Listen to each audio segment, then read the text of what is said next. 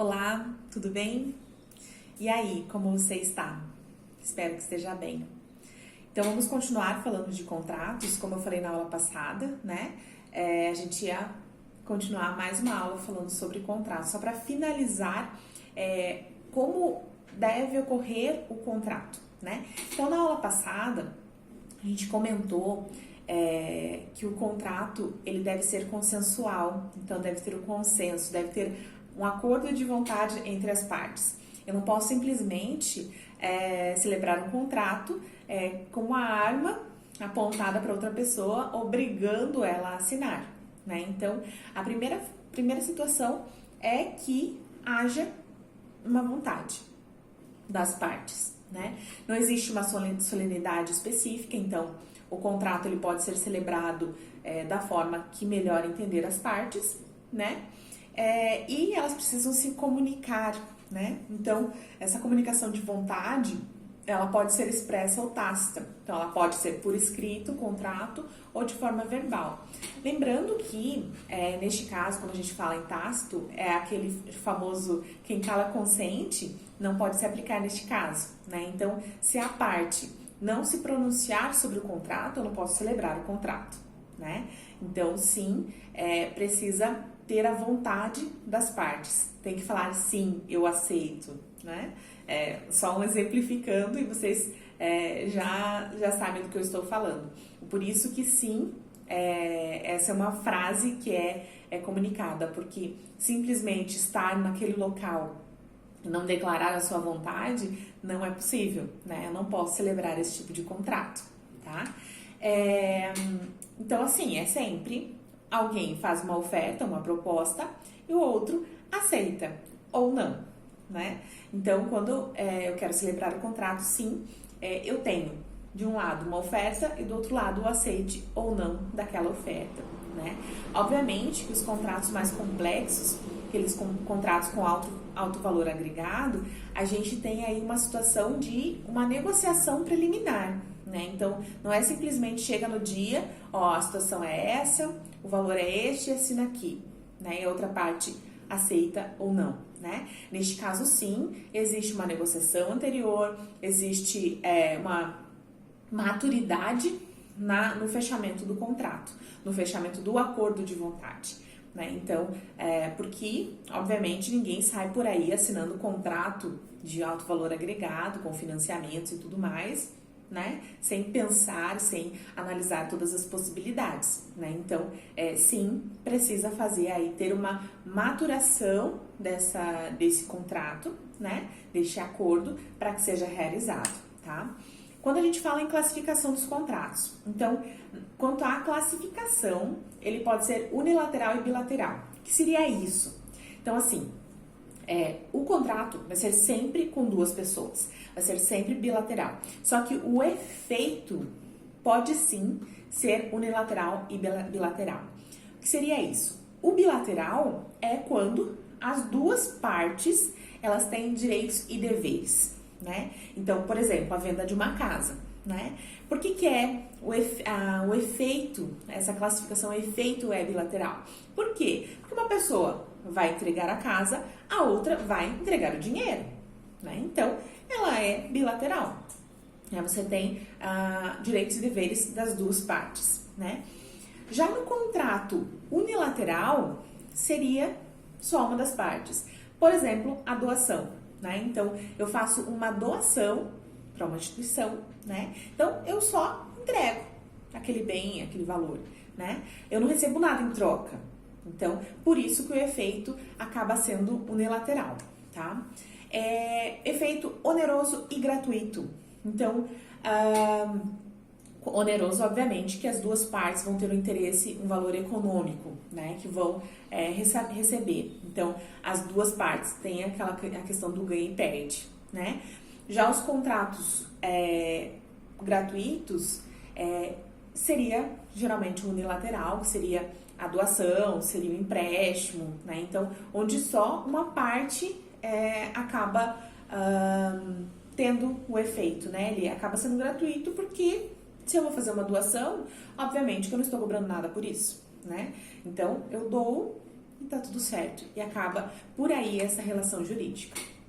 Já os contratos cumulativos e aleatórios, qual é a classificação, né? Os cumulativos, existe aí na questão da prestação e contraprestação, né? Então, contrato de compra e venda, um contrato de locação, existe uma continuidade, né? Então, se eu, por exemplo, um contrato de locação, né? Eu tenho aquela prestação mensal que eu vou realizar o pagamento enquanto da vigência daquele contrato, né? Quando estiver contrato de locação, eu tenho que pagar a prestação. Por isso, ele é cumulativo, né? Já quando a gente fala no contrato aleatório, uma parte pode sair com mais vantagem que a outra, dependendo de um fato futuro, né? O que você pode imaginar isso? Por exemplo, um contrato de seguro, onde, vamos pensar, eu contrato um seguro para o meu carro, pago a primeira parcela, pago uma única parcela e acontece um acidente, onde dá perda total no meu carro. Então, assim, o que vai acontecer? O seguro, a pólice do seguro, cobria a totalidade do meu veículo. Logo, eu paguei só uma parcela, né? E eu vou ser beneficiada, sim, no valor total do meu veículo, né? Por quê? Porque é um contrato que eles chamam um contrato de risco, né? Então, ele faz uma simulação para ver o valor. Então, uma coisa compensa a outra, né? No meu caso, por exemplo, eu tenho seguro há muitos anos, desde o meu primeiro carro, né? E nunca utilizei, né? Então, o valor que eu pago anualmente para renovação acaba compensando aquele outro seguro que, de repente, a pessoa pagou aí 1, 2, 3 meses e se envolveu numa fatalidade e teve o reembolso do valor, né? Então, por isso, o efeito acaba sendo aleatório, né? Que vai depender. Tudo depende aí do risco que a outra parte vai correr ou não, tá? O contrato principal e acessório. Então, assim, quando a gente pensa no contrato principal, ele por si só, ele já tem a validade dele, né? Então, eu celebro um contrato e este contrato acabou essa relação jurídica, acabou o contrato, né? Já o contrato acessório, ele depende do contrato principal, né? Então, nesse tipo de contrato, seria, né, como, até eu coloquei o exemplo como uma hipoteca. Então, eu tenho um contrato de compra e venda, mas eu tenho uma garantia sobre esse contrato principal. Se eu não conseguir cumprir o contrato principal, o acessório, eu posso pegar o bem do acessório como por ser uma garantia para cumprir com o principal. Só que não necessariamente ele vai cumprir o principal. Isso até é uma observação bem interessante e que vocês precisam ter em mente. Não é porque eu deixei um bem por garantia que vai quitar o meu valor principal. Isso acontece muito com o financiamento de veículo, né? Que a pessoa faz o financiamento e aí fica alienado o veículo, né? Ou de forma de leasing, mas ele fica alienado com o banco, né? Então você pensa assim, não, mas é que eu fui na loja. Se eu entregar o carro de novo na loja, eu quito a minha dívida? Não, né? Por quê? Porque assim, se, por exemplo, o meu financiamento era de 20 mil, né? Então eu financiei 20 mil. Eu fui na loja, só que a loja falou com o banco. Logo, eu emprestei o dinheiro do banco, tá? Então, o que vai acontecer? Então, eu financiei 20 mil, certo? A loja pegou à vista os 20 mil. Logo, eu devo para o banco e não para a loja, né? Aí, quando o banco ou a financeira liga cobrando, fala assim, mas se eu devolver o carro, quita a dívida? Depende. Depende do quê? Depende do valor do bem. Então, assim, se eu devolvo, meu carro tá valendo 10 mil, só que no financiamento, por conta dos juros e tudo mais, foi foi feito um empréstimo de 20 mil. O que vai acontecer? Eu devolvi meu carro de 10, mas eu ainda vou continuar devendo 10 para o banco. Vocês entendem? Então, assim, não necessariamente o bem, ele vai suprir o valor da dívida, né? Então, tem que tomar muito cuidado com isso nessa celebração, porque devolver o carro, muitas vezes, acaba não sendo vantajoso, porque você não vai conseguir quitar a dívida que você tem. Então, você devolve o carro e ainda vai continuar com uma dívida, né? Então, sempre a melhor forma é tentar essa negociação para quitar a dívida com o banco, com o empréstimo que você fez. Então, é sim um empréstimo, mas você deu o carro como um acessório, como garantia daquela dívida principal, tá? Já a classificação quanto instantâneo e de duração, então assim, instantâneo, o próprio nome por si só ele já classifica, né? Então, é imediato, é vida curta, finalizou, acabou a relação jurídica, acabou, não precisa se prolongar durante o resto do tempo, né? Então, exemplo, um contrato de compra e venda mesmo, né? Eu faço contrato de compra e venda, vou lá, compro a casa, eu não preciso continuar tendo contato com o ex-proprietário depois que já finalizou a relação. Acabou, fiz o contrato, passou, ok, né? Não se fala mais nisso. Então, se encerra, né? Já os contratos duradouros, eles podem se prolongar por dias, semanas, meses, anos, né? Então, ele dura o tempo em que eu tiver uma prestação, vamos pensar assim. Então, o contrato de empréstimo, de locação, de seguro, né? Ele se prolonga enquanto a vigência dele, né? Eu faço um contrato de locação de 12 meses, né? Se é 12 meses, então ele se prolonga por 12 meses. Durante 12 meses, eu tenho essa relação jurídica, né, com a parte, e o efeito daquele contrato vai se prolongar nos 12 meses, tá? Contrato pessoal ou impessoal. Então, quando o contrato é pessoal, quando eu celebro o contrato com uma determinada pessoa, aquela pessoa que tem que me prestar o serviço, né? Por exemplo, contratar um ator famoso. Se eu contratei um ator X, não é o filho dele que vai entrar no lugar e tá tudo certo. Não, eu contratei ele. Então, é ele que tem que cumprir o contrato, não é o filho, né? Então, é pessoal, é ele.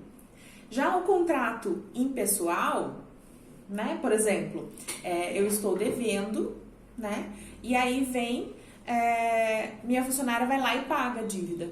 Pode? Pode. Se ela quis pagar, ok, né? Não necessariamente eu tenho que ir lá e pagar, né? Se a outra parte pagou, tá tudo certo. Já contratos típicos e atípicos. Então, quando a gente fala dos contratos típicos, é aquele contrato que está em lei, que está lá exatamente igualzinho, tá no artigo de lei. Isso é um contrato típico, né?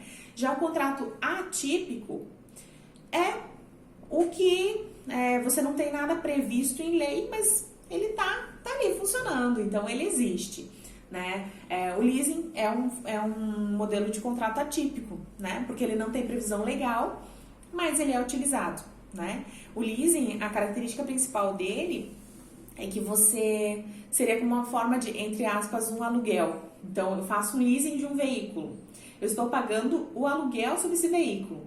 Se eu parar de pagar antes, eu não posso rebater a dívida. Então, a parcela vai ser exatamente igual durante toda a vigência do contrato. Então, essa é uma característica bem interessante, né? Por isso que, via de regra, o melhor contrato para um contrato de veículo seria a alienação, né? E não a forma de leasing. Porque o leasing tem ele é um valor mais baixo, mas tem essa situação que você não consegue abater se você quita antecipado.